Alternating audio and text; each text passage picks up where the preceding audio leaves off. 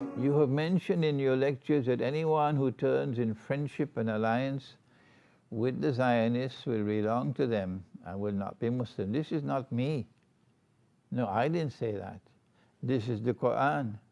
And the Quran is the supreme authority, the absolute authority in Islam. When the Quran speaks, everyone must submit to it. Everyone. And it is in the Quran that Allah says about a Jewish Christian alliance. Ba'aduhum awliya'u ba'd. A Jewish Christian alliance. Ba'aduhum awliya'u ba'd. And Allah says, when you see that alliance taking place, do not turn to them with friendship and alliance. لا تتخذوا اليهود والنصارى أولياء. If you do that, وَمَن يَتَوَلَّهُم مِّنكُمْ, if you turn to them with friendship and alliance, if you're taking weapons from them, or from their client state, which is Saudi Arabia and Qatar, وَمَن يَتَوَلَّهُم مِّنكُمْ فَإِنَّهُ مِنْهُمْ. You no longer belong to us, the world, the Muslim community, the Ummah of Muhammad alayhi salatu. You've left the Ummah of Muhammad alayhi salatu, and you now belong to them. That is what Allah has said in the Quran. I didn't say it. Since Iran also gave the weapons for money and made a deal, so is it correct to say that there's no difference between Iran and Saudi Arabia? Oh no. Oh no. Saudi Arabia is a part of the Judeo-Christian alliance. Saudi Arabia is a client state of the United States of America.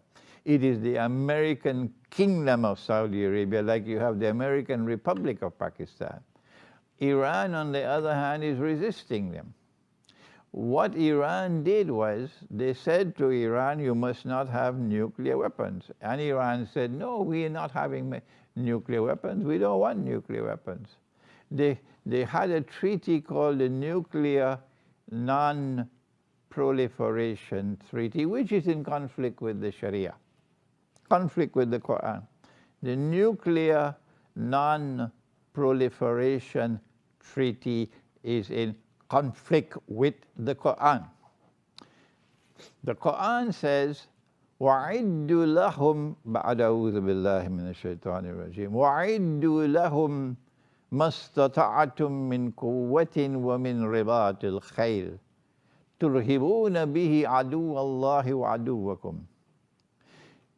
Build power, says Allah. Build power to the maximum extent that you can possibly build it. He's talking about military power. The purpose for building military power to the maximum extent possible is not to oppress. No. Not to wage unjust war. No. Not to dominate people and force their submission to you. Not to establish your hegemony over others. No. Well, then why does Allah command you to build power? Maybe Iran was not studying the Quran sufficiently well. Allah says, "Turhibuna bihi adu Allah." The reason why Allah wants you to build power to the maximum extent you can possibly build it is so that that power might function as a deterrence. Yes. If you have power, they will think 1,000 times before they attack you. Oh yes. They'll be scared to attack you. The consequence of attacking you will be tremendous for them. So it's only when they throw caution to the winds and they say, okay, now we'll have the Armageddon, only then they'll attack you, knowing that in the process they will also be destroyed. But they don't care. But Iran did not study the Quran properly. No, I have to say that to Iran. By making this deal in Geneva, that we will do this and do that and do that in return for your taking off your economic sanctions. Iran was in conflict with the Quran, but Iran did not become a client state of the United States of America. Saudi Arabia is most certainly a client state of the United States of America. The reason why they have not attacked Korea as yet, the reason why the Zionists and NATO have not attacked Korea as yet is because Korea has done that, what Allah has asked for in the Quran. Korea has devoted itself. Korea and Pakistan were born about the same time. And when Korea and Pakistan were born, Pakistan was wealthy and Korea was poor. Korea has devoted itself to building power to the maximum extent possible.